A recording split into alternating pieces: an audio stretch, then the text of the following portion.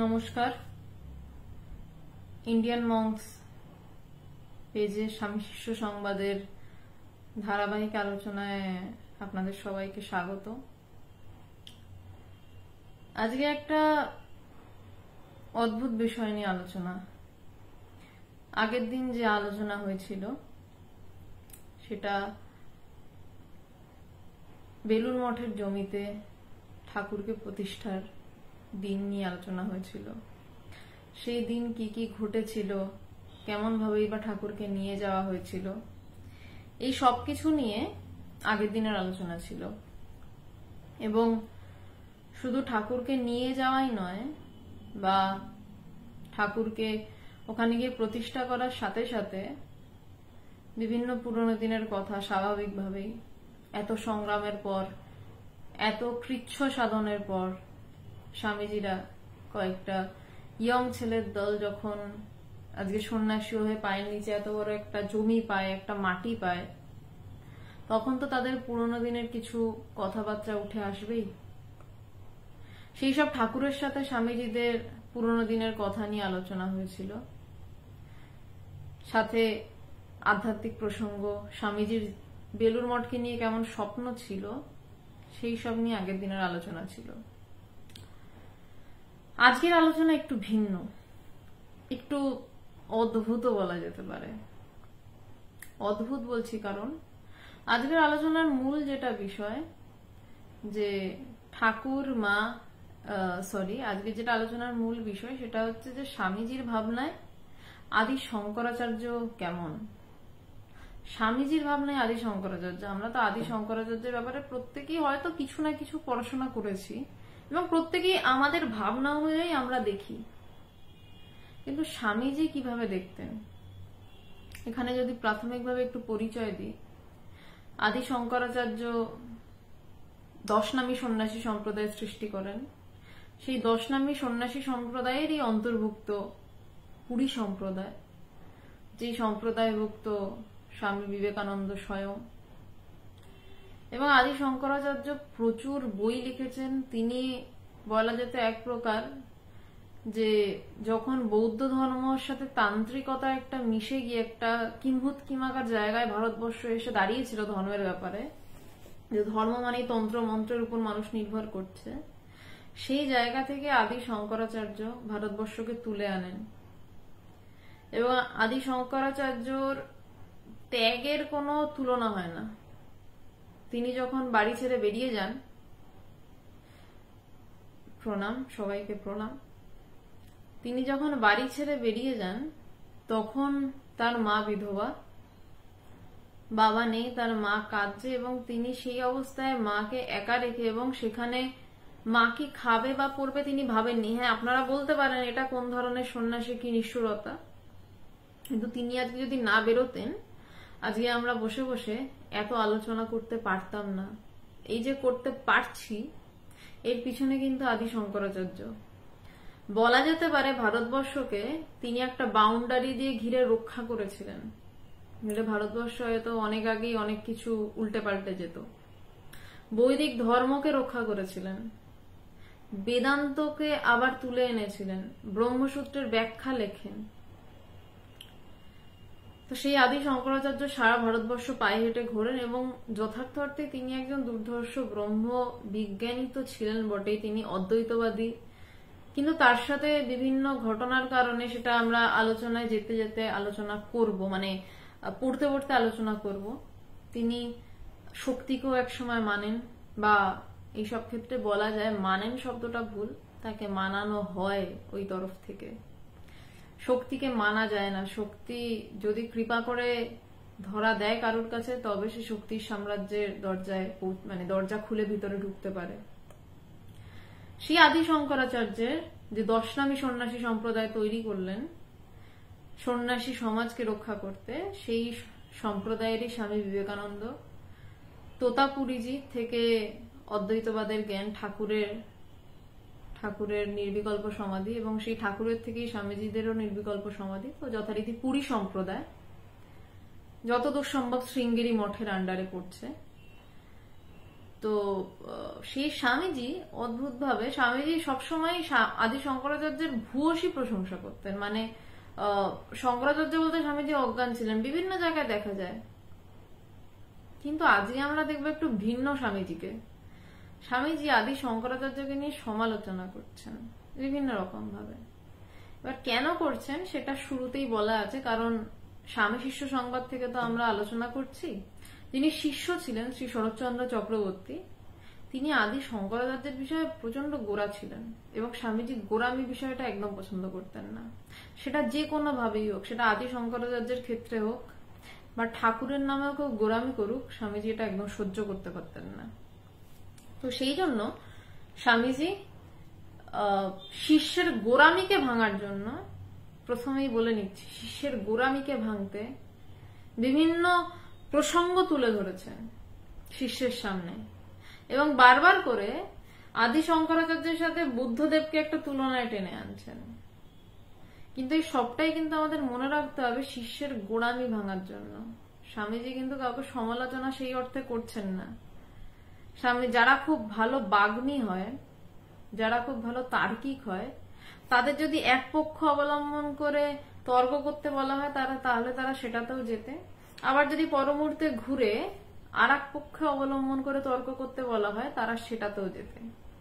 স্বামীজির এই প্রকার বাগ্মিতা ছিল, কারণ তার জ্ঞানের পরিধি এরকম ছিল এবং তার পাণ্ডিত্য অসাধারণ ছিল। জ্ঞান এবং পাণ্ডিত্য দুটো আলাদা করে আমি বললাম, কারণ দুটো আলাদা বিষয়।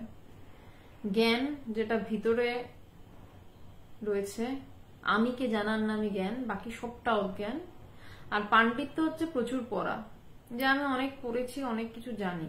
স্বামীজির দুটোই ছিল। স্বামীজি একদম ভিতরে আমির উপর দাঁড়িয়ে কথা বলতেন, সাথে স্বামীজির পাণ্ডিত্য অসাধারণ রকমের ছিল। স্বামীজির পড়া অদ্ভুত ছিল। তো আমরা স্বামী শিষ্য সংবাদে যা ঢুকছি এবং পড়তে পড়তে সেখানে শঙ্করাচার্যের জীবনের কিছু কথা, বুদ্ধের জীবনের কিছু কথা নিয়ে চেষ্টা করবো আলোচনা করার।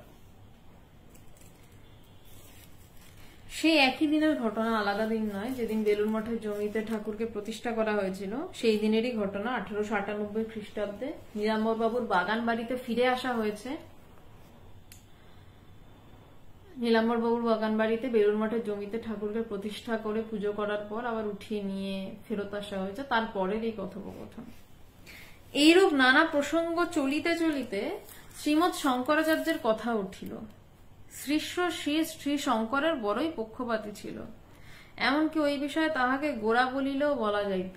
শিষ্য নিজে এখানে অ্যাডমিট করছেন, স্বীকার করছেন। তিনি তো সঙ্গে সঙ্গে লেখেননি, অনেক পরে এই বইটার পাণ্ডুলিপি নিশ্চয়ই লেখা হয়েছে। তো তিনি তখন স্বীকার করছেন, নিজের কথা বলছেন যে বিভিন্ন প্রসঙ্গ চলতে চলতে শ্রীমৎ শঙ্করাচার্যের কথা উঠেছে। শিষ্য শ্রী শঙ্করের বড়ই পক্ষপাতী ছিল, বলছে শিষ্য নিজেকে বলছেন যে শ্রী শঙ্করাচার্যের বড়ই পক্ষপাতী ছিল, এমনকি ওই বিষয়ে তাহাকে গোড়া বলিলেও বলা যাইত। শঙ্কর প্রতিষ্ঠিত অদ্বৈত মতকে সে সর্বদর্শনের মুকুটমণি বলিয়া জ্ঞান করিত এবং শ্রী শঙ্করের কোনো কথায় কেহ কোনরূপ দোষারোপণ করিলে তাহার হৃদয়ে যেন সর্পদষ্ট হইয়া যাইত। মানে এমন গোড়া, বলছে শঙ্করের কোনো কথাতে, শঙ্করাচার্যের কোনো কথাতে কেউ যদি সামান্য দোষ বলতো, বলছে তাহার হৃদয়ে যেন সর্পদ্রষ্ট হয়ে যেত, মনে হতো তাকে যেন সাপের ছোবল মেরেছে। সে এমন গোড়া ছিল শঙ্করাচার্যের ব্যাপারে। স্বামীজি উহা জানিতেন এবং কেহ কোনো মতের গোড়া হয় উহা তিনি সহ্য করিতে পারিতেন না। কোন বিষয়ের গোড়ামি দেখিলেই তিনি উহার বিরুদ্ধ পক্ষ অবলম্বন করিতেন এবং অজস্র অমোঘ যুক্তির আঘাতে ওই গোড়ামির সংকীর্ণ বাধা চূর্ণ বিচূর্ণ করিয়া দিতেন।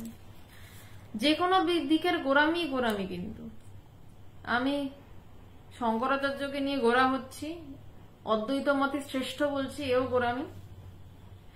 আবার আমি বলছি দ্বৈতমতই শ্রেষ্ঠ বা বিশিষ্ট দ্বৈতমতই শ্রেষ্ঠ, রামানুজই শ্রেষ্ঠ, এটাও গোড়ামি।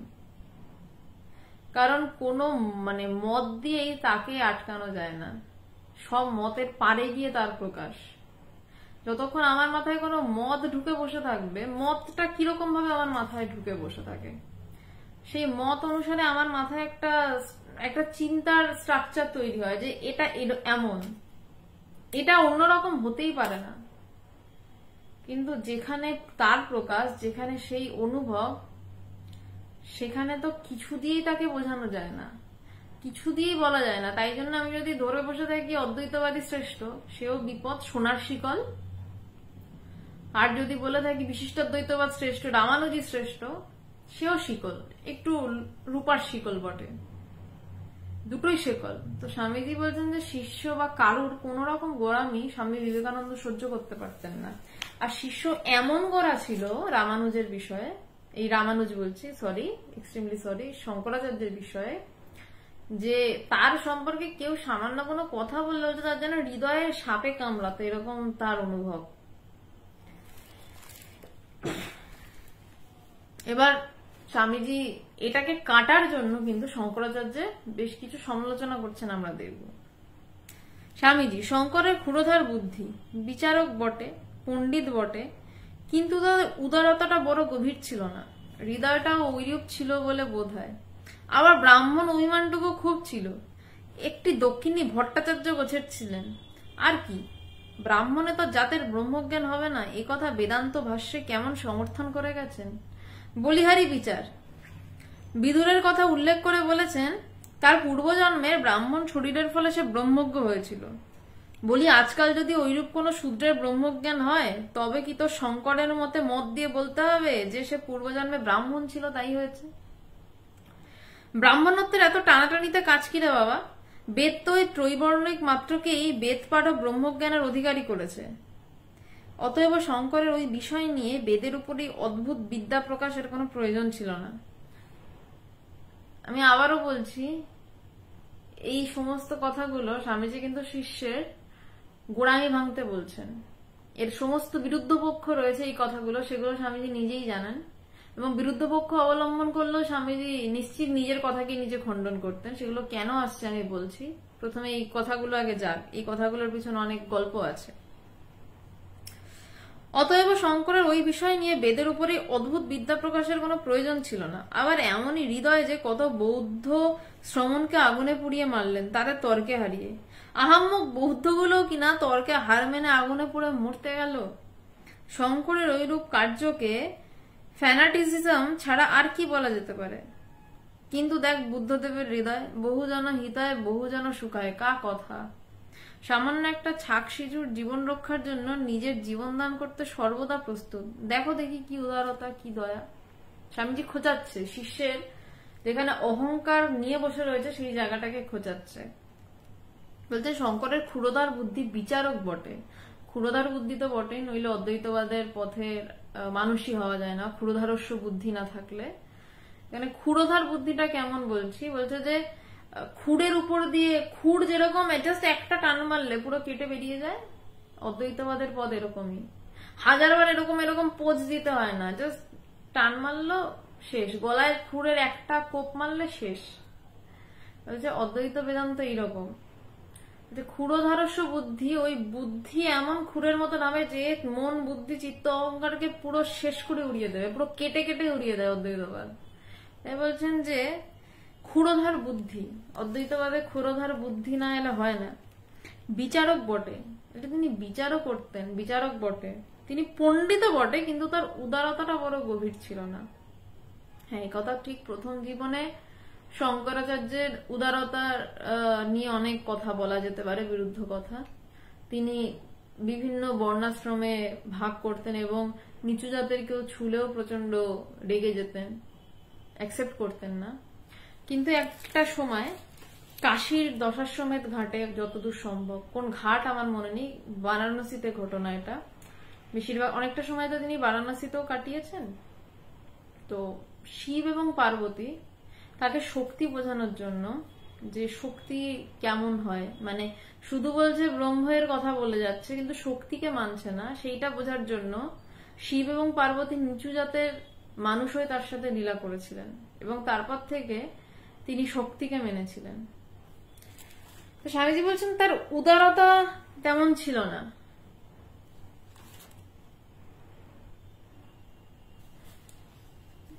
বলছেন যে কি ব্রাহ্মণ অভিমানটুকু খুব ছিল, একটি দক্ষিণী ভট্টাচার্য গোছের ছিলেন। যে দক্ষিণের ব্রাহ্মণরা একটা বড় টিকি ফিকি নিয়ে থাকে, বলছে ওরকম ছিলেন, উদারতা ছিল না। ব্রাহ্মণে তার জাতের ব্রহ্মজ্ঞান হবে না, এই কথা বেদান্ত ভাষ্যে কেমন সমর্থন করে গেছেন?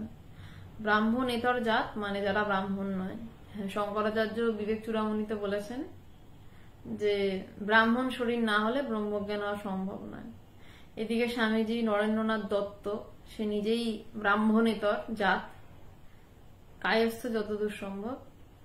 স্বামীজি ব্রহ্মজ্ঞানী, তো ন্যাচারালি স্বামীজি বলছেন যে ব্রাহ্মণেতর জাতের ব্রহ্মজ্ঞান হবে না, এটা কি করে সমর্থন করলেন? যে বলিহারি বিচার, মানে একদম প্রচন্ড ধাক্কা মারছেন শিষ্যকে। বলছেন যে বিদুরের ব্রহ্মজ্ঞান হয়েছিল কেন না, বলছে যে আগের জন্মে ব্রাহ্মণ ছিল। এদিকে বেদকে সর্বকিছুর প্রামাণ্য মানা হয়, তো বলছে বেদ বলছে ত্রৈবর্ণিক মাত্র কি বেদ পাঠক ব্রহ্মজ্ঞানের অধিকার করেছে। বলছে তিনটে বর্ণকে মণিকর্ণিকার না, মণিকর্ণিকার ঘাট যতদূর সম্ভব অনুপম মণ্ডল নয়, আমার যতদূর মনে পড়ে। মণিকর্ণিকার ঘাট তো পুরো শ্মশান, শঙ্করাচার্য নিশ্চয়ই ওদিক দিয়ে স্নান করতে যাবেন না। যতদূর সম্ভব দশাশ্বমেধ ঘাট বা তার মাঝামাঝি মণিকর্ণিকা দশাশ্বমেধ ঘাটের মাঝের কোনো ঘাট দিয়ে যাচ্ছিলেন শঙ্করাচার্য, হতে পারে, কিন্তু ওই চত্বরেরই ঘটনা, নদীর পাড়ে যাওয়ার পথে। তো বলছেন যে অতএব শঙ্করের ওই বিষয় নিয়ে বেদের উপর অদ্ভুত বিদ্যা প্রকাশের কোনো প্রয়োজন ছিল না। শঙ্করাচার্য ব্রাহ্মণ বিষয়টাকে প্রচন্ড গুরুত্ব দিয়েছিলেন, যে ব্রাহ্মণ হতে হবে, নইলে জ্ঞান লাভ কিছুতেই হতে পারে না, এরকম ভাবে বলেছিলেন। বলছে আবার এমন হৃদয় যে কত বৌদ্ধ শ্রমণকে আগুনে পুড়িয়ে মারলেন। তখনকার একটা রীতি ছিল যে যার সাথে তর্ক করা হবে, যেভাবে শঙ্করাচার্য হিন্দু ধর্মকে পুনরুদ্ধার করেছিলেন, সেই রীতিটা যেটা ছিল তখনকার সমাজ অনুসারে, তর্ক যুদ্ধে যদি হেরে যাও, একজন আরেকজনের কাছে যদি তর্ক যুদ্ধে হেরে যান, যিনি হেরে যাচ্ছেন তিনি হয় আগুনে পুড়ে মরবেন বা তিনি তার শিষ্যত্ব স্বীকার করে নেবেন, হয় আগুনে ঝাঁপ দেবেন বা তার শিষ্য হবেন। তো প্রচুর বৌদ্ধ শ্রমণ কি করতো, শঙ্করাচার্যকে তো কেউ মানে হারাতে পারেননি, তো তারা তার শিষ্য হওয়ার থেকে তারা আগুনে ঝাঁপ দিয়ে মারা যেতেন। তো এবার তখনকার সমাজের রীতি, কিছু বলারও নেই। তো বলছে বৌদ্ধ শ্রমণগুলো কিনা তর্কে হার মেনে আগুনে পুড়ে মরতে গেল। শঙ্করের ঐরূপ কার্যকে সম্পূর্ণ গোড়ামির উত্তেজনা প্রসূত পাগলামি ছাড়া আর কি বলা যেতে পারে। মানে প্রচন্ড ধাক্কা মারছেন। বলছেন যে কিন্তু এটাও সত্য, সেই সময় যদি শঙ্করাচার্য ওইভাবে কাজ না করতেন, আজকে আমরা এই কথা তো বলতেই পারতাম না। হ্যাঁ, চন্ডালের ঘটনার কথাই আমি বললাম, সৌভিক পাল, ওটা অনেক বড় গল্প, তাই অনেকটা এক্সপ্লেনেশনে গেলাম না, তার কারণ আজকের ঘটনা অনেকটা বড় রয়েছে। দুটো ঘটনা ঘটেছিল, একটা চন্ডালের ঘটনা এবং আরেকটি স্বামী মারা গেছে, তার স্ত্রী বসে কাঁদছে। এই দুটি ঘটনায় শঙ্করাচার্যের শক্তিকে মেনেছিলেন। তো বলছেন যে এটা সংকীর্ণ গোড়ামের উত্তেজনা প্রসূত পাগলামি, কিন্তু যেই সময় যা প্রয়োজন, শঙ্করাচার্য যদি সেই সময় না ওই কাজগুলো করতেন, স্বামীজি জানি না বসে এভাবে বেদান্ত বলতে পারতেন কিনা, কারণ মোটামুটি ধর্মটাই লুপ্ত হয়ে যেতে বসেছিল যে অবস্থায় দাঁড়িয়েছিল সেই সময়। কিন্তু দেখো বুদ্ধদেবের হৃদয় বহুজন হিতায় বহুজন সুখায়। আমরা সবাই জানি বুদ্ধদেবের বিশাল হৃদয় ছিল, শঙ্করাচার্যের ছিল ক্ষুরধারস্য বুদ্ধি, তার সাথে হৃদয়ও ছিল, সেটার প্রকাশ পরে দেখা যায়। বলছেন যে একটা ছাক শিশুর জীবন রক্ষার জন্য নিজ জীবন দান করতে সদা প্রস্তুত। একদিন বুদ্ধদেব জঙ্গলের মধ্যে দিয়ে যাচ্ছেন এবং দেখছে একটা ছাগল শিশুকে বলি দেওয়ার জন্য নিয়ে যাচ্ছে। জিজ্ঞাসা করেছে তুমি ওকে বলি কেন দেবে? বলছে আমার ওই পুণ্য হবে ওকে বলি দিলে। সাথে সাথে বুদ্ধদেবের এমন হৃদয়, তো বলছে তোমার যদি ওইটুকু একটা ছাগলকে বলি দিয়ে পুণ্য লাভ হয়, আমার এত বড় শরীর, আমাকে নিয়ে যাও, আমাকে বলি দাও, তোমার বেশি পুণ্য লাভ হবে।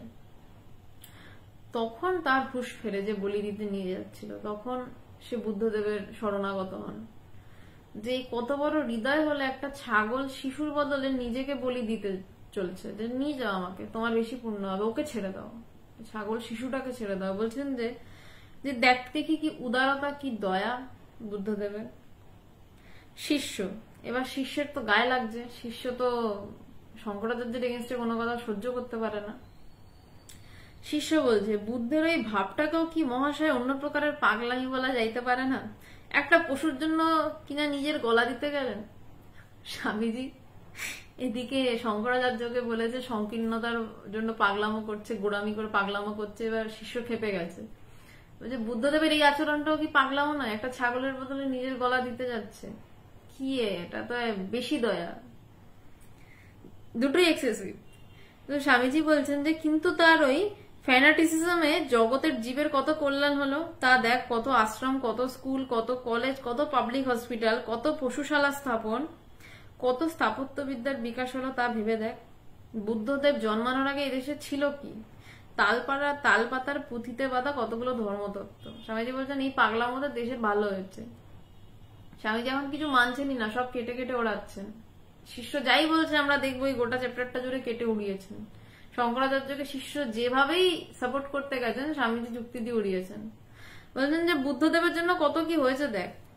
এই বুদ্ধদেব জন্মানোর আগে, বুদ্ধদেব অনেক অনেক পুরনো, বুঝছো, ওই বুদ্ধদেব জন্মানোর আগে শঙ্করাচার্যেরও পুরনো, তাহলে বুঝতেই পারছেন তালপাতার পুঁথিতে বাঁধা কতগুলো ধর্মতত্ত্ব ছিল, তাও অল্প কয়েকজনের জানা ছিল, সেইগুলো বেশি জন জানতো না। বলছে বুদ্ধদেব এসে সমস্ত স্কুল কলেজ এই সমস্ত তৈরি করলেন, পশুশালা স্থাপন করলেন, স্থাপত্যবিদ্যার বিকাশ হলো। ভগবান বুদ্ধদেব সেগুলো প্র্যাকটিক্যাল ফিল্ডে আনলেন, লোকে দৈনন্দিন জীবনে কেমন করে সেগুলো কাজে লাগাতে হবে তা দেখিয়ে দিলেন। ধরতে গেলে তিনি যথার্থ বেদান্তের স্ফুরণ মূর্তি। কিভাবে প্র্যাকটিক্যাল বেদান্ত কিভাবে হয় সেটা বুদ্ধদেব প্রথম দেখালেন। ওই তালপাতার পুঁথিতে বাঁধা কতগুলো জিনিস ছিল, বনে চর্চা হতো, কিন্তু সেগুলোকে জনসাধারণের মাঝখানে নিয়ে এলেন প্রথম বুদ্ধদেব। বলছেন তিনি যথার্থ বেদান্তের স্ফুরণ মূর্তি। আমরা বেদান্ত নিয়ে যখন চর্চা করছি ডুবে আছি এক ব্যাপার, কিন্তু যখনই আবার কার্যক্ষেত্রে আসছে তখন বলছে বুদ্ধদেব সেটা তৈরি করলেন স্ফুরণ মূর্তি, যেটা আমি যে বলছে সেটার যে একটা প্র্যাকটিক্যাল দিক, সেই দিকটা বুদ্ধদেব দেখালেন। এবার স্বামীজি শঙ্করাচার্যের বদলে বুদ্ধদেবকে স্ফুরণ মূর্তি বলে দিয়েছেন বেদান্তের। একে বেদান্ত, যেটাই শিষ্যের ভীষণ দুর্বলতা, তারপর শঙ্করাচার্যকে সরিয়ে বলছে বুদ্ধদেব স্ফুরণ মূর্তি। শিষ্য প্রচন্ড রেগে গেছে। এবারে শিষ্য বলছে কিন্তু মহাশয়, বর্ণাশ্রম ধর্ম ভাঙিয়া দিয়া ভারতে হিন্দু ধর্মের বিপ্লব তিনি ঘটাইয়া গিয়াছেন, এবং সেই জন্যই তৎপ্রচারিত ধর্ম ভারত হইতে কালে নির্বাসিত হইয়াছে, একথা সত্য বলিয়া বোধ হয়। বর্ণাশ্রম ধর্ম ভেঙে দিয়ে ভারতের হিন্দু ধর্মের বিপ্লব তিনি ঘটিয়ে গেছেন, এবং সেই জন্যই তৎপ্রচারিত ধর্ম ভারত হইতে কালে নির্বাসিত হয়েছে, একথা সত্য বলে বোধ হয়। বলছে বুদ্ধদেব বর্ণাশ্রম ধর্ম ভেঙে দিয়েছিলেন। তিনি হিন্দু ধর্মের এত জটিলতা ছিল, এই একে ছোবো না তাকে ছোবো না এইসব সরিয়ে দিয়েছিলেন। বুঝলেন, তিনি সরিয়ে দিয়ে হিন্দু ধর্মের বিপ্লব ঘটিয়েছিলেন, এবং সেই জন্যই তৎপ্রচারিত ধর্ম ভারত থেকে বিলুপ্ত হয়ে গেছে। যেহেতু বর্ণাশ্রমটা রাখেনি, কাউকে অধিকারী করে যাননি যে এরা ধরে রাখবে, সেই জন্য মনে হয় বিলুপ্ত হয়ে গেছে। স্বামীজি বৌদ্ধ ধর্মের ওই দুর্দশা তার টিচিং এর দোষে হয় নাই, তার ফলোয়ারদের দোষেই হয়েছিল। স্বামীজি বৌদ্ধ ধর্মের দুর্দশা তার শিক্ষা দেওয়ার দোষে হয়নি, তাকে যারা মানত তাদের দোষে হয়েছে। বেশি ফিলোসফিক হয়ে তাদের হার্টের উদারতা কমে গেল, তারপর ক্রমে বামাচারের ব্যভিচার ঢুকে বৌদ্ধ ধর্ম মরে গেল। অমন বিভৎস বামাচার এখনকার কোন তন্ত্রে নাই। বৌদ্ধ ধর্মের একটি প্রধান কেন্দ্র ছিল জগন্নাথ ক্ষেত্র। সেখানে মন্দিরের গায়ে খোদা বিভৎস মূর্তিগুলি একবার গিয়ে দেখে এলি ওই কথা জানতে পারবি। বুদ্ধদেব নির্বাণ নিয়ে কথা বললেন, কিন্তু তারপর কালে কালে বৌদ্ধ ধর্মে এখনো হয়, যেখানে বুদ্ধিস্ট জায়গাগুলো রয়েছে সেখানে তর্ক সভা বসে। সেই তর্ক করতে করতে হৃদয়ের উদারতা কমে গেল। সবসময় মাথায় করছে আমার একে হারাতে হবে, স্বাভাবিক হৃদয়ের উদারতা কমে যাবে। বলছে এটা কিন্তু বুদ্ধদেব করেননি, তার ফলোয়ারদের দোষে, যারা তার শিষ্য ছিল তাদের বোঝার ভুলে হয়েছিল। বলছে এই করতে গিয়ে বামাচারের ব্যভিচার ঢুকে গেল বৌদ্ধ ধর্মে। বামাচার বৌদ্ধ ধর্মে যে তান্ত্রিকতা রয়েছে সেখানে বামাচার মানে মেয়েদেরকে নিয়ে সাধন রয়েছে, এবং মেয়েদেরকে নিয়ে সাধন সহজ বিষয় নয়, শক্তির সাধন, সেটা সবাই যোগ্য হয় না, অধিকারীও হয় না। আমি খুব বিশদ ব্যাখ্যা এটাতে যাব না, মানে তন্ত্র নিয়ে খুব বেশি ব্যাখ্যায় আমি যাব না এখানে, কারণ খুব বেশি আমি জানি না, আর অল্প জেনে বেশি বলতেও চাই না। তো যেটুকু জানি সেটুকুও বলতে চাই না এই বামাচারের ব্যাখ্যা নিয়ে, কারণ পিন্টু রানা আমি বললাম যে বামাচারী শুধু এইটুকুই যে আপনাকে বলতে পারি যে তন্ত্র সাধনায় শক্তি সাধনা, যেটা মেয়েদেরকে নিয়ে যে সাধনা, সেটাই বামাচার। এর বেশি আমি যাচ্ছি না এই বিষয়টা নিয়ে। যে বামাচারের ব্যভিচার ঢুকে বৌদ্ধ ধর্ম মরে গেল। প্রথমেই বললাম সবার ক্ষমতা হয় না শক্তি সাধনা করার।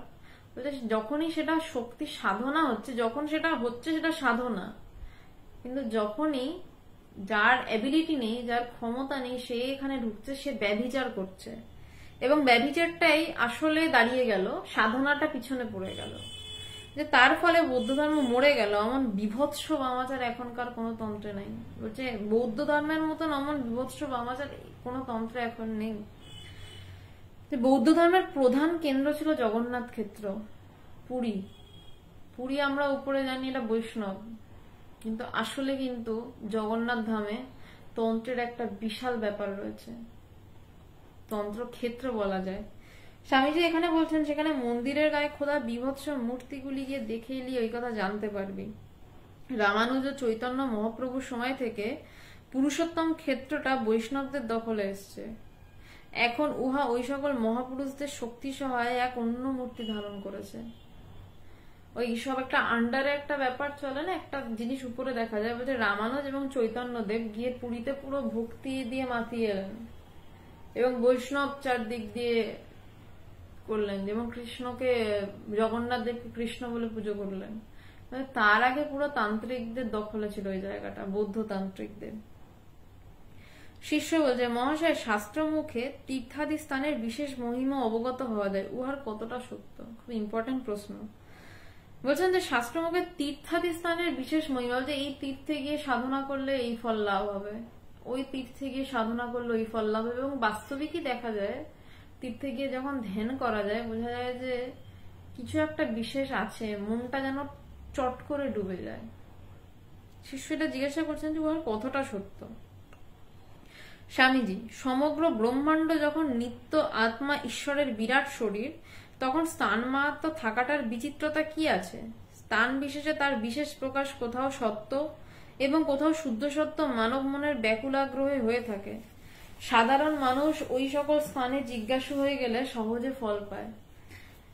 বলছেন যে সমগ্র ব্রহ্মাণ্ড যখন নিত্য আত্মা ঈশ্বরের বিরাট শরীর, এইগুলো অনেক ব্যাপার আছে, সৃষ্টি তত্ত্বের ব্যাপার, বিরাট শরীর, হিরণ্যগর্ভ, অনেক কিছু রয়েছে, আমি যাচ্ছি না ওই ডিটেলসে, মাথা গুলিয়ে যেতে পারে অত। সৃষ্টিতত্ত্ব জেনে লাভ নেই, সৃষ্টিতত্ত্ব ভেদ করা জেনে বরঞ্চ লাভ আছে। বৃহদারণ্যক উপনিষদে এই কথাগুলো রয়েছে। তো বলছেন যে যদি ধরিস যে পুরো ব্রহ্মাণ্ডটা একটা নিত্য আত্মা ঈশ্বরের একটা শরীর, যদি ধরিস সেটা, তো তার যদি বিশেষ কোন স্থান, যখনই আমি বিশেষ স্থানের কথা বলছি তখনই তো আমি থেকে পৃথক হয়ে কথা বলছি, মানে আমাকে স্থান দেখতে গেলেও একটু আলাদা হতে হবে। তো যখনই আলাদা হচ্ছি তখন আমাকে অ্যাজুম করতেই হবে যে ধরে নিচ্ছি যেন পুরো ব্রহ্মাণ্ডটা নিত্য আত্মা ঈশ্বরের বিরাট শরীর।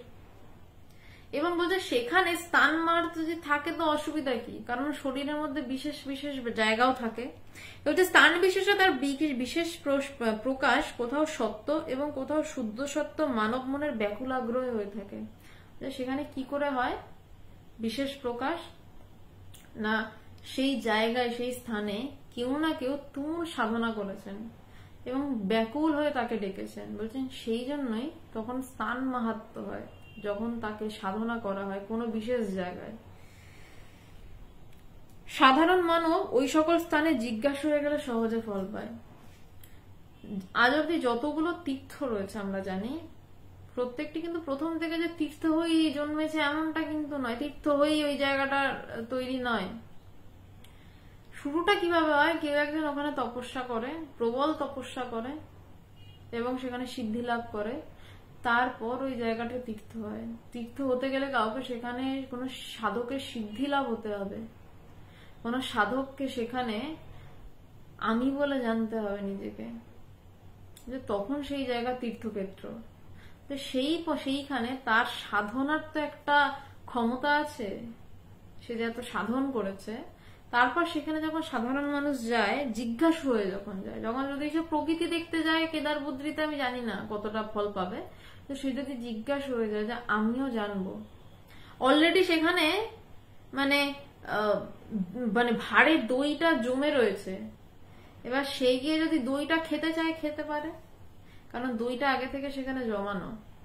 কিন্তু তার ভিতরে দই খাওয়ার বাসনাটা থাকতে হবে, যে আমি দইটা খেতে যাব।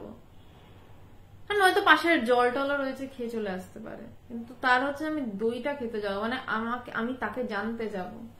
যখন সে জিজ্ঞাসু হয়ে যায় কেউ, তখন তার ফল সহজে পায়। এই জন্য তীর্থাদি আশ্রয় করে কালে আত্মার বিকাশ হতে পারে। তবে স্থির জানবি, এই মানব দেহের চেয়ে আর কোনো প্রধান তীর্থ নাই। খুব ইম্পর্টেন্ট কথা, কারণ ওই তীর্থে বসে যখন জ্ঞান লাভ হয়, তখন এটাই বোঝা যায় যে স্থান কাল বলে কিচ্ছু নেই, স্থান কাল বলে কিচ্ছু হতে পারে না। এই বোধেই যখন দাঁড়ায়, তখনই সেটা তীর্থ। যতক্ষণ স্থান মাহাত্ম রয়েছে, ততক্ষণ তীর্থ নয়। স্থান মাহাত্ম, কাল মাহাত্ম সব যখন চলে যায়, লোপ পেয়ে যায় যেখানে, সেখানেই তীর্থ হয়ে ওঠে কোনো জায়গা। তবে স্থির জানবি, মানব দেহের চেয়ে আর কোনো প্রধান তীর্থ নেই। এখানে আত্মার যেমন বিকাশ, এমন আর কোথাও নাই। স্বাভাবিক, আমি মানব দেহেই কিন্তু মানে তার বিকাশ হচ্ছে। আমি মানব দেহেই সাধনা করছি, সেটা আমি আমার বাড়ির খাটে বসে করি কি জঙ্গলে বসে করি, আমি কিন্তু আমার দেহটা নিয়ে সাধনা করছি।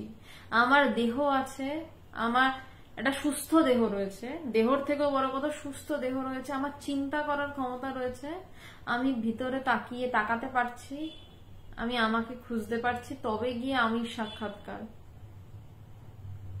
তবে আমি সেই আমির সাথে আমি একাকার হতে পারি। তাই স্বামীজি বলছেন যে এই মানব দেহের চেয়ে আর কোনো প্রধান তীর্থ নাই। এখানে আত্মার যেমন বিকাশ, এমন আর কোথাও নেই। কারণ সবসময় আমি হয়ে ঘুরে বেড়াচ্ছি, আমি বুঝি চাই না বুঝি, এর থেকে বড় বিকাশ আর কোথাও নেই। ওই যে জগন্নাথের রথ, তা ওই দেহরথের কনক্রিট ফর্ম মাত্র। বলছে জগন্নাথের রথও এই দেহরথের কনক্রিট ফর্ম, ওটা বাইরে একটা ফর্মেশন দেখাচ্ছে। এই দেহরথে আত্মাকে দর্শন করতে হবে। পড়েছিস না আত্মানাং রথিনাং বিদ্ধি ইত্যাদি, যে দেহরথে তাকে দর্শন করতে হবে। আমাদের এই দেহটা, দেহের মধ্যে কোথাও তিনি নেই, তিনি পুরোটা হয়ে রয়েছেন, কিন্তু এই দেহের সাহায্যেই সেই পুরোটার কাছে যেতে হবে, তাকে জানতে হবে। আত্মানাং রথিনাং বিদ্ধি ইত্যাদি মধ্যে বামনা মসিনাং বিশ্বে দেবা উপাসতে, এই বামন রূপী আত্মদর্শনই ঠিক জগন্নাথ দর্শন। ওই যে বলে রথে চা বামনাং দৃষ্টা পুনর্জন্মনা বিদ্যাতে, এর মানে হচ্ছে তোর ভেতরে যে আত্মা আছেন, যাকে উপেক্ষা করে তুই কিম্ভূত কিমাকার এই দেহরূপ জড় পিণ্ডটাকে সর্বদা আমি বলে ধরে নিচ্ছিস, তাকে দর্শন করতে পারলে আর পুনর্জন্ম হয় না। বলছেন যে এই যে একটা কথা রয়েছে যে, তারপরে আমি এটা শেষ করি, তারপর যাচ্ছি। যদি কাঠের দোলায় ঠাকুর দেখে জীবের মুক্তি হতো, তাহলে বছরে বছরে কোটি কোটি জীবের মুক্তি হয়ে যেত। আজকাল আবার রেলে যাওয়ার যে সুযোগ, তবে জগন্নাথের সম্বন্ধে সাধারণ ভক্তদিগের বিশ্বাসকে আমি কিছু নয় বা মিথ্যা বলছি না। এক শ্রেণীর লোক আছে যারা এই মূর্তি অবলম্বনে উচ্চ হতে কমে উচ্চতর তত্ত্বে উঠে যায়। অতএব ওই মূর্তিকে আশ্রয় করে শ্রী ভগবানের যে বিশেষ শক্তি যে প্রকাশিত হয়েছে, ইহাতে সন্দেহ নেই। বলছেন যে ওই যে বলে রথে চা বামানং দৃষ্টা পুনর্জন্মনা বিদ্যাতে, যেমন বলছে যে ওই পুরীর রথে এত ভিড় হয় কেন, একটা কথা রয়েছে যে যদি রথে একবার জগন্নাথকে দর্শন করতে পারো, তোমার আর পুনর্জন্ম হবে না। রথের দড়ি একবার ছুতে যদি পারো, মানে বিভিন্ন কথা রয়েছে। কিন্তু এটা কেন বলছে? বলছে যে যেই কিম্ভূত কিমাকার খাঁচা, এই খাঁচাকে কিম্ভূত কিমাকার কেন বলেছে? যারা মেডিকেল স্টুডেন্ট তারা জানে এই খাঁচা কি ভয়ঙ্কর কিম্ভূত কিমাকার। এই খাঁচার এখনো পুরোটা আবিষ্কার করে ওঠা যায়নি, কিছু মাত্র আবিষ্কার করা গেছে, তাতেই মেডিকেলের সায়েন্সের যা বই, তাতে প্রায় চাপা পড়ে যেতে হয়। আমি যেহেতু মেডিসিনের স্টুডেন্ট, তাই জন্য ব্যাপারটা বেটার বলতে পারছি। মানে এই যে খাঁচাটা বলছে কিম্ভূত কিমাকার খাঁচা, যেটা নিয়ে আমাদের গর্বের শেষ নেই। আসলে দেখতে গেলে কি সৌন্দর্যের আড়ালে খুলি আছে, এই গ্ল্যান্ড সেই গ্ল্যান্ড, হেনা তেনা পুরোটা রয়েছে। এটাই তো খাঁচা আমাদের। বলছে এই কিম্ভূত কিমাকার খাঁচার মধ্যে, এই দেহরূপ জড়পিণ্ডটার মধ্যে যে আত্মা আছে, বলছে তাকে উপেক্ষা করে এই কিম্ভূত কিমাকার খাঁচা নিয়ে আমরা ব্যস্ত। তাও কিম্ভূত কিমাকার খাঁচার ভিতরটা নিয়ে না, উপরটা নিয়ে ব্যস্ত। ভিতরটা নিয়ে ব্যস্ত হলে তো বাবা গো মাগো হয়ে যায়, তখন ডাক্তার ডাক্তার ডাক্তার চলে। উপরটা তেল মাখাচ্ছি, ক্রিম মাখাচ্ছি, মেকআপ মারছি, রুজ মারছি, অনেক কিছু করে চলছি।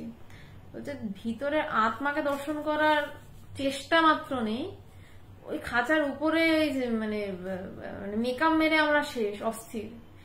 একটু দাগ হলে আমাদের অবস্থা খারাপ হয়ে যায়, আরে এরকম দাগ হচ্ছে কেন। ওদিন আগে একটা অদ্ভুত একটা সুন্দর মানে মিম দেখছিলাম, বলছে যে দেখবেন যে ফেসবুকে যখন ফটো ওঠায় কারোর গালে কোনো দাগ নেই, কিন্তু তাই কি ওই দাগটাকে আমরা ফটো থেকেও সরাই। মানে আমাদের খাঁচা নিয়ে তো আমরা টেনশনে থাকি, এখন ফটো থেকে ওই দাগগুলোকে সরাই যাতে ওই দাগটা ফটোতে দেখা না যায়। বলছে সেটার দিকে আমাদের লক্ষ্য আছে, কিন্তু তার ভিতরে যিনি আমাদেরকে ইনসিস্ট করছেন ভিতর থেকে, যার জন্য আমরা এই দাগটা সরানোর চিন্তা মাত্র করতে পারছি, তাকে আমরা কেউ দেখতে চাই না, যে তাকে উপেক্ষা সবাই করে যায়। কিম্ভূত কিমাকারী দেহরূপ জড়পিণ্ডটাকে সর্বদা আমি বলে ধরে নিচ্ছিস, তাকে দর্শন করতে পারলে আর পুনর্জন্ম হয় না। বলছে ওই রথের মধ্যে সেই জগন্নাথ দেবকে যদি দর্শন করলে সবাই মুক্ত হয়ে যেত, বলে যদি কাঠের দোলায় ঠাকুর দেখে জীবের মুক্তি হতো, তাহলে গুরুর দরকার ছিল না, সাধনার দরকার ছিল না, বছর বছর সবাই যেত জগন্নাথ দেবকে দেখতো, সবাই মুক্ত হয়ে যেত। বলছে না, আসলে মানেটা কি? বলছে এই দেহরূপ রথে আমাদের সেই আমিরূপ, সেই তাকে দর্শন করতে হবে, নিজের ভিতর দিকে তাকিয়ে তাকে দর্শন করতে হবে, চোখ মেলে নয়। চোখ মেলেও যখন তিনি, আবার চোখ বন্ধ করেও যখন তিনি, সেটাই ঠিক ঠিক। যখন বোধে বোধ হয়ে তিনি, শুধু বোধ নয় বোধে বোধ হয়ে তিনি, তখন বলছে আর কোনো জন্ম মৃত্যুর জায়গা থেকে বেরিয়ে যাবে। বলছে আজকাল আবার রেলে যাওয়ার যে সুযোগ, জগন্নাথের সম্পর্কে সাধারণ ভক্তদিগের বিশ্বাসকে আমি কিছু নয় বা মিথ্যা বলছি না, মূর্তি পুজোর একটা বিশেষ রয়েছে, বলছে আমি মিথ্যা বলছি না। এক শ্রেণীর লোক আছে যারা ওই মূর্তি অবলম্বনে উচ্চ হতে ক্রমে উচ্চতর তত্ত্বে উঠে যায়। মূর্তি ধরে যখন আমি একটা কিছুকে অবলম্বন করছি, সেটা ধরে আস্তে আস্তে তো ভিতরে ঢুকছি, খেলাটা তো ভিতরে ঢোকার। একটা মূর্তি দেখলাম, তারপর আরো একটা মূর্তি দেখলাম, আরো একটা মূর্তি দেখলাম, এটা তো নয়। আমাকে মূর্তিটা ধরে বসে যেতে হবে, এবং যখনই বসে যাচ্ছি, এবং উচ্চতর তত্ত্বে কিভাবে ওঠা, প্রচুর পড়াশোনা করে নয়, প্রচুর পাণ্ডিত্য ফলিয়ে নয়, যে যত বেশি ভিতরে ঢুকছে, যার মন যত বেশি অন্তর্মুখী, সে তত বেশি উচ্চতর তত্ত্বে যাচ্ছে। এবারই উচ্চতর তত্ত্বের জন্য মানে আপনারাই বলুন যে কোনো দরকার আছে যে আমার এই খানে বসেই উচ্চতর তত্ত্বে যেতে হবে? আমি আমার বাড়ির খাটে বসেও যেতে পারি, হিমালয়ে না বসে নাও যেতে পারি। হ্যাঁ, হিমালয়ে বসে যেতে পারি কারণ বেশি সহজ হয়, সেটা নিস্তব্ধ নিরিবিলি। আগেও বললাম অনেক সাধকের সাধনা রয়েছে যেখানে, সেখানে তো একটা স্থান মাহাত্ম্য রয়েছে।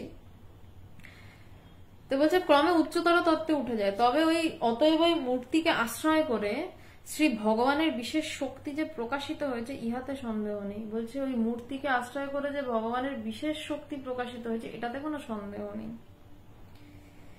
শিষ্য, তবে কি মহাশয় মূর্খ বুদ্ধিমানের ধর্ম আলাদা? জরুরি প্রশ্ন। বলছে মূর্খ আর বুদ্ধিমানের ধর্ম কি আলাদা হবে তাহলে? শিষ্য খুব পয়েন্টেড প্রশ্ন করেছেন। স্বামীজি, তাই তো, নইলে তো শাস্ত্রেই বা এত অধিকার নির্দেশের হাঙ্গামা কেন? বলছে অবশ্যই, যে চিন্তা বেশি করতে পারে তার জন্য এক প্রকার পথ, যে চিন্তা কম করতে পারে তার জন্য আরেক প্রকার পথ। তাহলে মূর্খ আর বুদ্ধিমানের ধর্ম আলাদা বটেই। বলছে নইলে তো শাস্ত্রেই বা এত অধিকার নির্দেশের হাঙ্গামা কেন? নইলে শাস্ত্রে এত অধিকার নির্দেশ করেছে কেন? শঙ্করাচার্যই করেছেন। শিষ্যকে প্রথমে এত কিছু বলে আবার ফিরছেন শঙ্করাচার্যতে। সবই ট্রুথ, তবে relative truth different in degrees. মানুষ যা কিছু সত্য বলে জানে সে সকলই ওইরূপ, কোনটি অল্প সত্য, কোনটি তার চেয়ে অধিক সত্য। নিত্য সত্য কেবল একমাত্র ভগবান। বলছে সবই সত্য। বলছে এই জন্যই মূর্খ আর বুদ্ধিমানের ধর্ম আলাদা, সেই জন্যই শাস্ত্র অধিকার নির্দেশ করেছে। কেমন আলাদা? ওই যে বললাম, যে চিন্তা কম করতে পারে তার জন্য এক পথ, তার জন্য বলছে তুমি কৃষ্ণ নাম করো, তুমি ঈশ্বরের নাম গান করো, তুমি মূর্তির চিন্তা করো। আর যার বুদ্ধি বেশি, বুদ্ধিমান, যে সব কেটে উড়িয়ে দিচ্ছে, তাকে বলছে শুধু মনের দিকে তাকিয়ে থাকো। পথ তো আলাদা বটেই। স্বামীজি বলছেন সবই সত্য, তবে relative truth different in degrees. বলছে তবে রিলেটিভ ট্রুথ বিভিন্ন রকম ভাবে আলাদা। মানুষ যা কিছু সত্য বলে জানে সে সকলেই ওইরূপ। বলছে যা যা সত্য বলে জানে সবাই ওরকমই একটা কিছু। বলছে কোনোটা অল্প সত্য, কোনোটা বেশি সত্য, কিন্তু একমাত্র নিত্য সত্য ভগবান। ভগবান মানে সেই আমি স্বয়ং। আমিতে যখন প্রতিষ্ঠিত, আমি মানে যেই আমি কথা বলছি সেটা নয়, যিনি বলাচ্ছেন তিনি। যিনি বলাচ্ছেন মানে সে আকাশে বাতাসে থাকে না। আমাকে দিয়ে বলাচ্ছেন মানে আকাশ থেকে তো বলাতে পারবেন না, আমার ভিতর থেকে বসেই তো বলতে হবে। বলছে তাকে যখন বোধ করা যায়, বলছে সেটাই একমাত্র নিত্য সত্য। এই আত্মা জড়ের ভেতর একেবারে ঘুমোচ্ছেন, জীব নামধারী মানুষের ভেতর তিনি আবার কিঞ্চিত কনসাস হয়েছেন। এই আত্মা জড়ের ভেতর একদম ঘুমাচ্ছেন। কোন স্বামীজি বলছেন? এই স্বামী বিবেকানন্দ যখন নরেন্দ্রনাথ দত্ত ছিলেন, আমি লাইনটা আবারও পড়ছি, বলছে এই আত্মা জড়ের ভেতর একেবারে ঘুমোচ্ছেন। এই নরেন্দ্রনাথ দত্ত যখন ঠাকুর বলেছিলেন কোষাকুষি সব চৈতন্যময়, বলেছিলেন আমি তোমার কথা মানি না, তোমার মাথার ভুল। ঠাকুর কেঁদে ফেলেছিলেন সেদিন, বলেছিল তুই আমার কথা মানিস না তো আসিস কেন আমার কাছে? স্বামীজি সেদিন উত্তর দিয়েছিলেন তোমায় ভালোবাসি বলে আসি। যেই স্বামীজি, যেই নরেন্দ্রনাথ দত্ত বলেছিল কোষাকুষি সব চৈতন্যময়, শুনে ঠাকুরকে বলেছিল তোমার কথা মানি না, তোমার মাথার ভুল, সেই নরেন্দ্রনাথ দত্ত আজকে স্বামী বিবেকানন্দ হয়ে একজন গুরু শিষ্যকে কিভাবে ট্রান্সফার করে দিতে পারেন, কিভাবে তার এই যে বলছে না উচ্চ থেকে উচ্চতর সত্যে উঠে যাওয়া, এই উচ্চ থেকে উচ্চতর সত্যে উঠে যাওয়া। স্বামীজি বলছেন এই আত্মা জড়ের ভেতর একেবারে ঘুমোচ্ছেন, মানে আত্মা জড়ের ভেতর ঘুমোচ্ছেন তার মানে কি জড় চৈতন্যময়। ঠাকুর যেটা বলেছিলেন কোষাকুষি সব চৈতন্যময়, বলছেন জড়েরও চৈতন্য রয়েছে।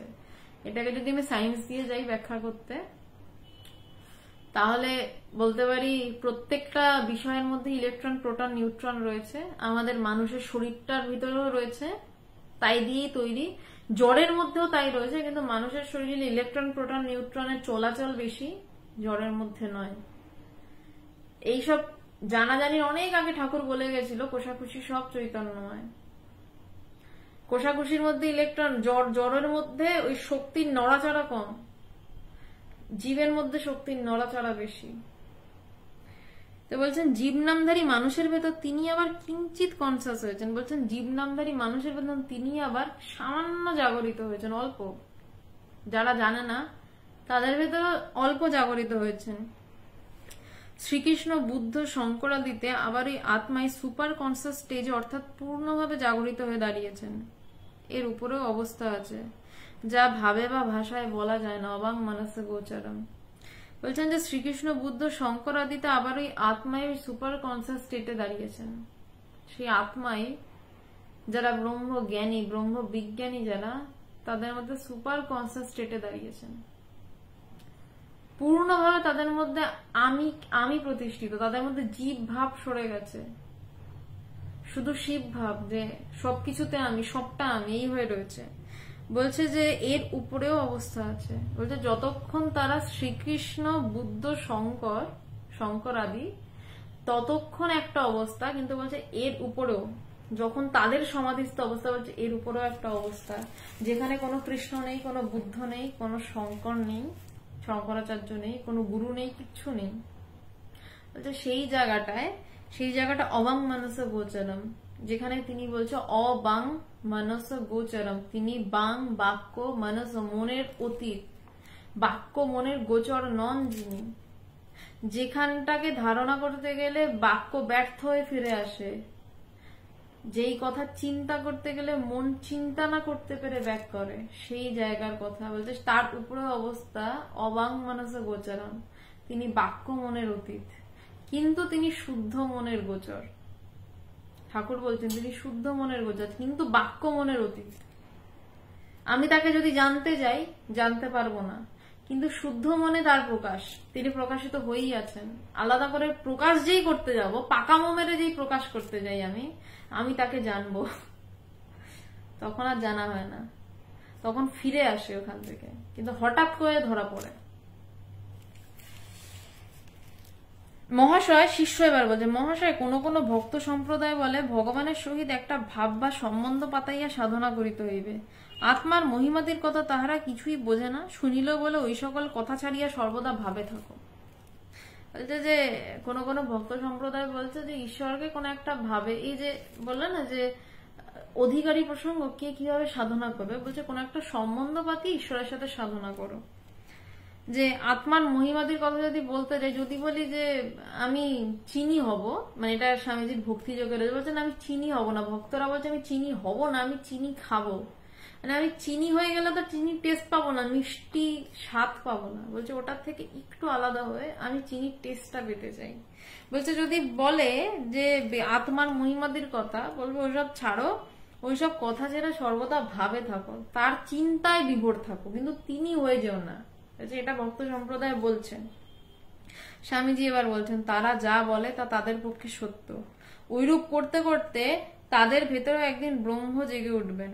আমরা যা করছি তাও আর এক রকম ভাব, আমরা সংসার ত্যাগ করেছি, অতএব সাংসারিক সম্বন্ধে মা বাপ স্ত্রী পুত্র ইত্যাদির মতো কোনো একটা ভাব ভগবানে আরোপ করে সাধনা করা আমাদের ভাব কেমন করে হবে। বলছেন যে তারা যা বলে তাদের পক্ষে সত্য। যেমন যারা গোপীরা ছিলেন বৃন্দাবনে, তারা সবকিছুর মধ্যে কৃষ্ণকে দেখছেন। বলছেন কৃষ্ণ কালো, তমাল কালো, তাই তমালে ভালোবাসি। বলছে তালটা আমি কেন ভালোবাসি না, কৃষ্ণের রং কালো, তালের রঙও কালো, তাই তালকে আমি ভালোবাসি, তাই তমালে ভালোবাসি। কৃষ্ণ কালো তাই তাদের চারদিকে তাকেই দেখছে। বলতে তাদের মধ্যে একসময় ব্রহ্মভাব জেগে উঠবে। গোপীরা কিন্তু বিশাল বিশাল বড় ব্রহ্মজ্ঞানী ছিলেন, তারা ভক্তির চর্চা করেছেন। তো বলছেন যে ওইরূপ করতে করতে তাদের ভেতরে একদিন ব্রহ্ম জেগে উঠবেন। বলছে আমরা সন্ন্যাসীরা যেরকম করছি সেটাও একরকমের ভাব, ভক্তরা বলছে এরকম ভাবে ভাবে থাকো। স্বামীজি বলছেন আমরা যা করছি তাও তো ভাব একরকমের, আমরা তো ভাবেই থাকছি, কিন্তু আমরা বাড়ি ঘর সব ছেড়েছি। তো ঈশ্বরের সাথে ভগবানে আরোপ করে সাধনা করা, সাধনা মানে কোনো একটা ভাব, মানে কি আমাদের চিন্তা অনুযায়ী কোনো একটা ভাব। তো বলছে যে আমরা মা বাপ স্ত্রী পুত্র সব ছেড়েছি, তা আমরা তার উপরে কোনো ভাব লাগিয়ে কি করে সাধনা করব? ওসব আমাদের কাছে সংকীর্ণ বলে মনে হয়। অবশ্য সর্বভাবাতীত শ্রী ভগবানের উপাসনা বড় কঠিন। বলছে কোনো ভাব ছেড়ে শুধু ভগবানের উপাসনা, কোনো ভাব ছাড়া, তার সাথে কোনো সম্বন্ধ না থাকা, হচ্ছে সেটা বড় কঠিন। কিন্তু অমৃত পাই নাই বলে কি বিষ খেতে যাব? এই আত্মার কথা সর্বদা বলবি, শুনবি, বিচার করবি, ওইরূপ করতে করতে কালে দেখবি তোর ভেতরেও সিংহী জেগে উঠবেন। ওই ভাব খেয়ালের পারে চলে যায়। এই শোন কঠোপনিষদের যম কি বলছেন, উত্তিষ্ঠত জাগ্রত প্রাপ্যা বরানা নিবাদত। এইরূপে এই প্রসঙ্গ সমাপ্ত হইল। মঠে প্রসাদ পাইবার ঘণ্টা বাজিল, স্বামী সমভিবেহারে শিষ্য প্রসাদ গ্রহণ করিতে চলিল। বলছেন যে আমাদের ভাব ওরকম কেমন করে হবে? বলছে তারা যেটা করে তাদের পক্ষে ওটা সত্য, তাদের মধ্যে হয়তো আজ নয় কাল ব্রহ্ম জেগে উঠবেন, কিন্তু আমরা তো সব ছেড়েছি, আমরা ভগবানের সাথে কোন সম্বন্ধ পাতাবো? কিন্তু এটাও সত্য, কোন প্রকার সম্বন্ধ ছাড়া তাকে ডাকা বড় কঠিন। বলছে কিন্তু তা বলে অমৃত পাইনি বলে কি বিষ খেতে যাবো? স্বামীজি আর একটা খুব সুন্দর কথা আছে, বলছে রামকে পেলাম না বলে কি শ্যামের কাছে যাব? আমি রামকেই চাইবো, পেলাম না তো পেলাম না, সেটা পরের ব্যাপার, কিন্তু আমার চাওয়া যেন না বদলায়। স্বামীজি এখানে বলছেন যে অমৃত পাই নাই বলিয়া কি বিষ খেতে যাবো? বলছে আত্মার কথা। যেই শিষ্য একটু ভক্তির দিকে গেছে, স্বামীজি শঙ্করাচার্যের কথাই কিন্তু বলছেন, আত্মার কথা। শঙ্করাচার্য এই কথাই বলেছেন। বলছেন যে আত্মার কথা সর্বদা বলবি, শুনবি ও বিচার করবি। বলছে সবসময় আত্মার কথা বলবি, সবসময় এটাই শুনবি, আর সবসময় এটাই বিচার করবি যে আমি আত্মার কথা, আত্মাতে থাকতে পারছি কি, আত্মার আত্মচিন্তা হচ্ছে কি, এটাই বিচার। মাংস খাবো কি মাছ খাবো এটা বিচার না। আমি মাংস মাছ চুলোয় যাক, আমি দুটো যা খুশি খাই, কিন্তু খেতে খেতে আমার কি আত্মচিন্তা হচ্ছে, নাকি আমার ওই যার মাংস খাচ্ছি ছাগল বা মুরগি তার চিন্তা হচ্ছে, বা ওই মাছের চিন্তা হচ্ছে, বা মাছ না খেয়ে যদি ফল খাই, আমার সারাক্ষণ মাথায় ঘুরছে আমি ফল খাবো, তো আমার ফলের চিন্তা মাথায় ঘুরছে। বলছে না, সব ছাড়ো, পাঠার চিন্তা করার দরকারও নেই, মাছের চিন্তা করারও দরকার নেই, ফলের চিন্তাও দরকার নেই, যা পাবে খাও, কিন্তু বিষয় হচ্ছে তুমি আত্মচিন্তা করছো কি, নিজের দিকে তাকাতে পারছো কি? যদি না পারো তাহলে মানে ট্রাক ট্রাক ফল খেয়ে কোনো লাভ নেই, আর যদি নিজের দিকে তাকাতে পারো প্রচুর মাংস খেয়েও কোনো অসুবিধা নেই।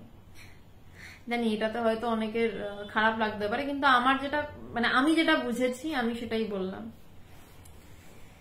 বলছে ওইরূপ করতে করতে কালে দেখবি, বলছে সবসময় বলবি, শুনবি আর বিচার করবি। বলছে সবসময় আত্মকথাই বলবি, শুনবি এবং সেটাই বিচার করবি। বলছে এইরূপ করতে করতে কালে দেখবি তোর ভেতরেও সিংহী ব্রহ্ম জেগে উঠবেন। বলছে এরূপ করতে করতে সবসময় যদি আমি তার চিন্তা করি, একটা সময় আমার ভিতরেও তিনি জেগে উঠবেন, উঠতে বাধ্য, কারণ ভিতরে তিনিই রয়েছেন।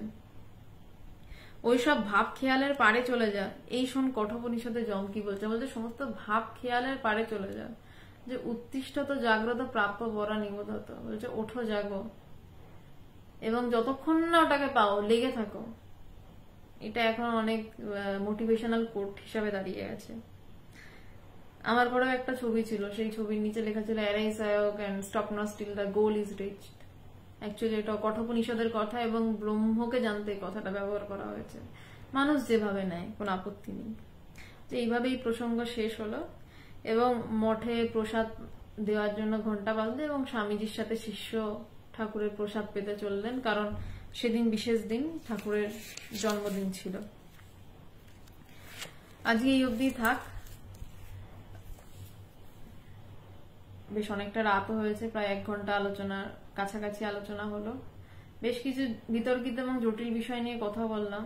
আমি জানি না, মানে হয়তো যদি বোঝাতে অসুবিধা হয়ে থাকে আপনারা প্রশ্ন করতে পারেন। পরের রবিবার, আজকে বোধহয় বৃহস্পতিবার, ঠিক খেয়াল নেই আমার, বৃহস্পতিবার আজকে, পরের রবিবার যেরকম ধারাবাহিক আলোচনা চলছে সন্ধ্যে 8:30টায় চেষ্টা করব আবার স্বামী শিষ্য সংবাদের পরের অধ্যায় নিয়ে আসার, যেখানে স্বামীজির জীবনের ছোটবেলার বেশ কিছু দর্শন নিয়ে আলোচনা করেছেন স্বামীজি।